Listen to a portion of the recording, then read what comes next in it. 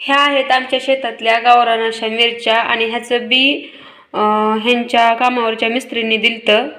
खूप तिखट मिरच्या आहेत. ही ना त्रिशाची छोटी मैत्रीण आहे आणि हिचं नाव आहे रितिका. ही त्रिशाचा अजिबात पिच्छा सोडत नाही. त्रिशा दिसली की ती तिच्या महागच लागते. आणि हिचं ना एक घरात आलं की काम असतं, ते म्हणजे अगोदर देवाकडे जाणार, पाया पडणार आणि कुंकू स्वतःच्याच हाताने स्वतःला लावून घेणार. खरंच किती निरागस असतात ना मुलं. ह्यांना काही सुद्धा सांगायची गरज पडत नाही. किती ह्यांना समजतं सगळं. आपण जे मोठे लोक करतो तेच हे अनुकरण करत असतात.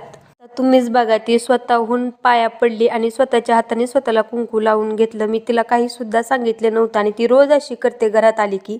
इकडे ना त्रिशाच्या मित्र आणि मैत्रिणींची तिला काही कमी नाही. हे एकत्र भांडणं पण करतात आणि नंतर एकत्रही खेळायला येतात. हेच तर असतं लहान मुलांचं निरागसपण. ते लगेच सगळं विसरून जातात आणि नंतर एकत्र येतात. ईशू त्रिशाच्या डोळ्यावर का बॉल मारला?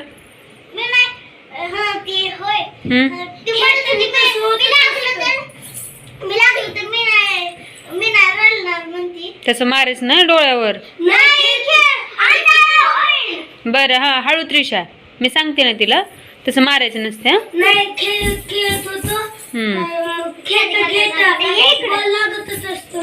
बरोबर आहे ना. तू कधी आला? त्रिशाचे पप्पा ना माझ्यावर आज सकाळी खूप वैतागले होते, कारण मी त्यांना ड्युटीवर जाताना हे काम सांगितलं होतं. ते म्हणजे मनी प्लांट जे खाली लोंबत होतं ते वरती बांधण्यास सांगितलं होतं. खरं तर सांगू का, माझ्या जर हाताला येत असतं तर मी हे ह्यांना काम अजिबात सांगितलं नसतं. पण असो, कारण माझा ह्या मनी प्लांटवर खूप जीव आहे.